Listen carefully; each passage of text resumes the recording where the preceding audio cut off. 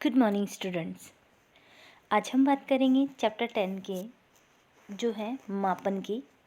तो यहाँ पे हमने जो पिछले जो हमारी क्लास हुई थी उसमें हमने पढ़ा था कि अगर हम मापन के लिए जो पुराने तरीके जो हैं उन्हें यूज़ करते हैं, जैसे किसी छड़ी की सहायता से लंबाई को नापना या फिर उंगलियों की सहायता से या कदमों से जो हम दूरी को लंबाई को नापते हैं, तो ये अशुद्ध परिमाप होता है। और जितनी बार भी हम इसको बार बार रिपीट करते हैं, हर बार जो है मान अलग अलग आता है।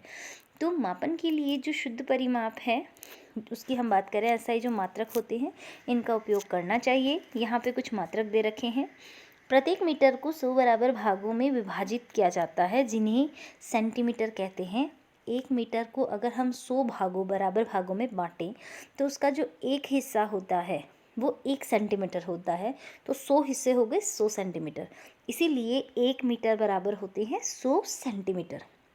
और अगर हम 1 सेंटीमीटर को 10 बराबर भागों में बांटें तो उसका जो एक हिस्सा होता है वो होता है 1 मिलीमीटर। एम मीन्स मिलीमीटर, और 1 सेंटीमीटर में होते हैं 10 मिलीमीटर। तो इस तरह से छोटी दूरियों के मापन के लिए हम जो है मिलीमीटर, सेंटीमीटर, मीटर, और अगर ज़्यादा दूरियां हैं तो किलोमीटर जो है इसका उपयोग किया जाता है। लंबी दूरियों के मापन के लिए मीटर एक सुविधाजनक मात्रक नहीं है। इसके लिए हम एक बड़े मात्रक को परिभाषित करते हैं, इसे किलोमीटर कहते हैं। km means kilometre. 1 किलोमीटर में 1000 मीटर होते हैं। जो इनके जो मान हैं आपको याद रखने हैं। 1 किलोमीटर में 1000 मीटर होते हैं, 1 मीटर में 100 सेंटीमीटर होते हैं, एंड 1 सेंटीमीटर में 10 मिलीमीटर होते हैं।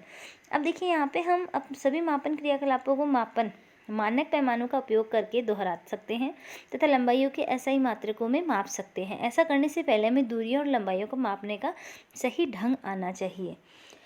अब देखिए यहाँ पे लंबाई की यथार्थ माप। अब जब भी हम किसी चीज़ को, किसी वस्तु की लंबाई को, चौड़ाई को मापते हैं तो उसके लिए कुछ तरीके होते हैं, वैसे ही हमें उनका मापन करना चाहिए। अपने दैनिक जीवन में हम विविध प्रकार के मापन युक्तियों का उपयोग करते हैं। लंबाई मापने के लिए हम मीटर पैमाने का प्रयोग करते हैं।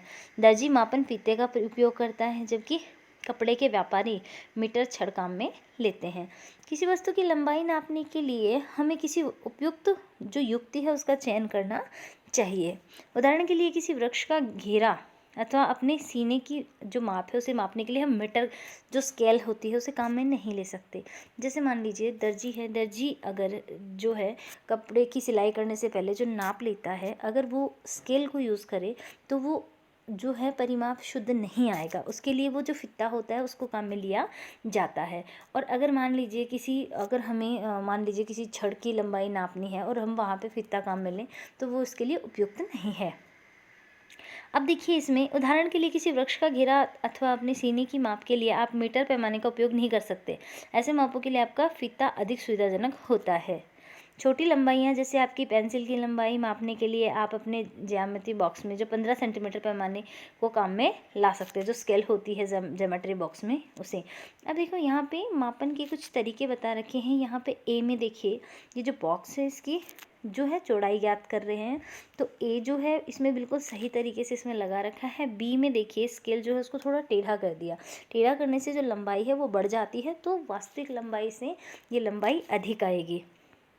अब देखिए इसमें लंबाई मापते समय हमें कौन कौन सी बातें ध्यान रखनी चाहिए। सबसे पहले चित्र 10.7 में देखिए अनुमान अनुसार पैमाने को वस्तु के संपर्क में इसकी लंबाई के अनुदिश हमेशा रखना चाहिए। कुछ पैमानों के सिरे टूटे हो सकते हैं। आप इन पैमानों के शून्याक पाठ्यांक स्पष्ट नहीं देख सकते हैं। यहाँ पे देखिए जो कुछ पैमाने ऐसे होते हैं, जैसे मान लीजिए स्केल है, स्केल का आगे का हिस्सा टूट गया और इसमें जो नंबर है वो 2 से स्टार्ट हो रहे हैं और लास्ट मान लीजिए आ रहा है 10 सेंटीमीटर पे। तो यहाँ पे 10 और 2 से स्टार्ट होकर 10 पे आ रहा है, इसका मतलब ये हो जाएगा 8, यानी शुरू का जो है वो उसमें आपको माइनस करना पड़ेगा। कुछ पैमानों के सिरे टूटे हो सकते हैं। आप इन पैमानों के शून्यांक स्पष्ट नहीं देख सकते हैं। ऐसे प्रकरणों में पैमाने के शून्यांक से माप लेने से बचिए। आप पैमाने का कोई अन्य पूर्णांक जैसे 1.0 सेंटीमीटर काम में ला सकते हैं। तब आपको दूसरे सिरे के पाठ्यांक से इन पूर्णांकों के पाठ्यांक को घटाना है। उदाहरण के लिए देखिए बी में दे रखा है डायग्राम में, एक सिरे का पाठ्यांक 1.0 है सेंटीमीटर है, दूसरे सिरे का पाठ्यांक 14.3 सेंटीमीटर है। तो यहाँ से 1 से शुरू हो रहा है, तो 14.3 से 1 माइनस करेंगे तो राइट आंसर आएगा आपका 13.3 सेंटीमीटर। तो बिल्कुल इसी तरह से अब देखिए यहाँ पे इस डायग्राम में सबसे पहले जो स्केल दिख रही है इसमें ये टूटी हुई है और ए में क्या कर रखा है, इस तरह से माप रहा है। तो ये गलत है, क्योंकि हम आइडिया लगा रहे हैं कि हो सकता है इतना हो, तो ये गलत हो जाता है। सेकंड में देखिए इसने 1 से माप लिया और जितना आ रहा है उसमें से जहाँ पे हम जो पाठ्यांक ले रहे हैं, या जैसे यहाँ पे 1 से शुरू किया, अगर हम 3 से शुरू करते तो जो पाठ्यांक आता लास्ट का उसमें से 3 माइनस कर देते। अगला देखिए, माप लेने के लिए आँख की सही स्थिति भी बहुत महत्व रखती है। चित्र 10.9 में दर्शाया अनुसार आपकी आँख जिस बिंदु के माप ली जाती है उसे ठीक सामने होनी चाहिए। स्थिति बी आँख की सही स्थिति है। ध्यान रखिए बी से देखने पर पाठ्यांक 7.5 सेंटीमीटर है। स्थितियाँ ए और सी से पाठ्यांक भिन्न हो सकते हैं। जब भी हम कोई पाठ्यांक लेते हैं तो हमें यहाँ पे ए बी सी 3 स्थितियाँ दे रखी हैं। ए से देखने पर पाठ्यांक थोड़ा ज़्यादा दिखेगा, बी सी स्थिति है उससे देखने पर पाठ्यांक जो है वो थोड़ा कम दिखेगा, वास्तविक जो पाठ्यांक है उससे कम दिखेगा।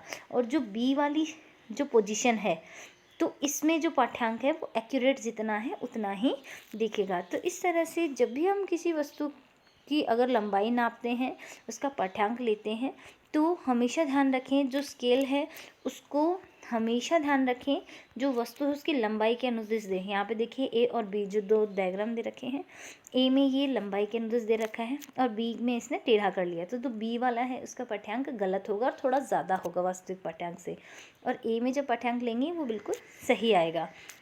सेकंड, अगर स्केल टूटा हुआ है तो उसमें जितने जो उसके पॉइंट्स हैं, यानी जितने सेंटीमीटर हैं या जो मिलीमीटर हैं, उस वो जहाँ से हम ले रहे हैं लास्ट पाठ्यांक से उनको माइनस कर देंगे। यानी जो पाठ्यांक है वो 0 से स्टार्ट होके, 0 से अगर स्टार्ट हो रहा है तब तो वो बिल्कुल सही है, लेकिन अगर उसमें से 0 हटा हुआ है, कुछ नंबर हटे हुए हैं, तो आप जहाँ से ले रहे हैं उससे पहले के नंबर लास्ट पाठ्यांक से माइनस करेंगे। तीसरी स्थिति जो मैंने आपको बताई कि जब भी हम पाठ्यांक को नोट करते हैं हमेशा सामने से जो है उस पाठ्यांक को देखना चाहिए, दाएं बाएं, या अगर हम बात करें जैसा कि इसमें दिख रहा है आपको, पैमाने के लिए उचित पाठ्यांक लेने के लिए आँख की जो स्थिति है, अगर हम ए बिल्कुल स्केल ऐसे ही रखी हुई है और हम ए वाली पोजीशन से अगर हम देखते हैं तो वास्तविक पाठ्यांक से जो पाठ्यांक आएगा वो ज़्यादा आएगा। अगर हम सी वाली कंडीशन से देखते हैं, पोजीशन से देखते हैं, तो जो रियल जो नंबर आएंगे, वैल्यू आएगी, उससे कम वैल्यू दिखती है, और बी वाली जो पोजीशन है वो बिल्कुल सही है।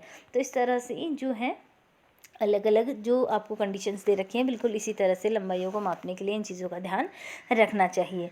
आज के लिए आपका जो होमवर्क है उसमें क्वेश्चन नंबर फर्स्ट आपका है, लंबाई मापते समय हमें कौन कौन सी सावधानियां बरतने की आवश्यकता है। ये आपका क्वेश्चन है, इसमें 3 सावधानियां दे रखी हैं, आपको तीनों ही सावधानियां लिखनी है, और अगर हो सके तो ये जो डायग्राम दे रखे हैं आपको डायग्राम भी बना के बताएं। सी वाला जो डायग्राम है इसमें आप ये जो फेस बना रखे हैं ये ना बना के खाली इसको ए बी सी से इंडिकेट करके और ये रेखाएं बना के दर्शा सकते हैं।